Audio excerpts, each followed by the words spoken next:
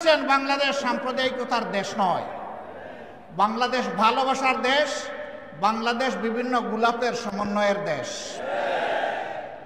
এই দেশে সকল ধর্মের বর্ণের সমস্ত মানুষ আমরা মিলেমিশে আছি, কারণ বাংলাদেশ আমাদের সবার। আমরা এবার বলেছি, সোচ্চারভাবে বলেছি, আমরা বাংলাদেশে কোনো মেজরিটি মাইনরিটি মানি না। বাংলাদেশে যারাই জন্মগ্রহণ করেছে তারা সকলেই বাংলাদেশের গর্বিত নাগরিক। এই মাইনরিটি শব্দ বলে বলে অন্যান্য ধর্মের ভাই বোনদেরকে ব্যবহার করে একটি গোষ্ঠী মূলত দেশের বাইরে থেকেই তাদের স্বার্থ হাসিল করতে চায়। এখন আমাদের এই ভাই, ভারতীয় হলুদ মিডিয়া যখন বাংলাদেশের বিরুদ্ধে নিকৃষ্ট যুদ্ধ শুরু করেছে, মিথ্যা তথ্য ছড়াচ্ছে, তখন জগন্নাথ হল থেকে আমাদের হিন্দু ছেলেমেয়েরা বের হয়ে তার প্রতিবাদ করেছে। কারণ তারা প্রমাণ করেছে এ দেশ আমাদের সবার।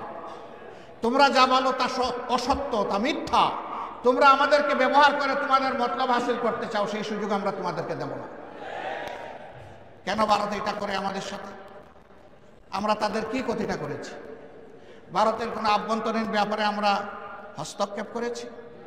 ভারত বলে আমাদের দেশে সাম্প্রদায়িক সহিষ্ণুতার অভাব, সম্প্রীতির অভাব। হ্যাঁ, মানুষ দেখতে পাচ্ছে কোন বৎসর কতটা কোন ধর্মের মানুষ ভারতের উগ্র একটি সাম্প্রদায়িক গোষ্ঠীর কাছে নির্মমভাবে নিহত হয়। সারা বিশ্ব তার সাক্ষী। বাংলাদেশে এই ধরনের নিকৃষ্ট ঘটনা ঘটে না। সর্বশেষ একটা চরমপন্থী সংগঠনের হাতে নির্মমভাবে চট্টগ্রামের আদালতে একজন আইনজীবীকে খুন করা হয়েছে।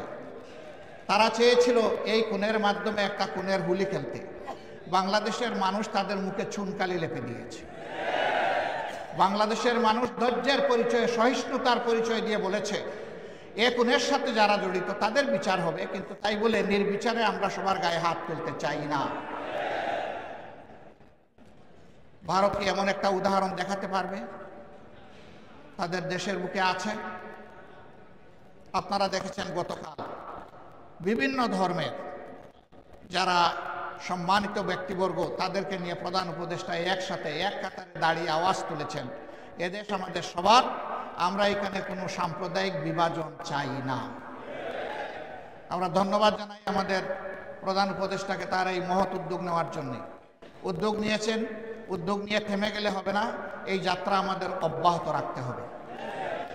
এর আগের দিন তিনি সমস্ত রাজনৈতিক, দেশপ্রেমিক, ফ্যাসিবাদ বিরোধী, সাম্রাজ্যবাদ বিরোধী জাতীয় রাজনৈতিক নেতৃবৃন্দকে নিয়ে তিনি এক কাতারে দাঁড়িয়েছেন। সবাই আমরা একই আওয়াজ তুলেছি, আমরা কোনো আগ্রাসন সহ্য করব না।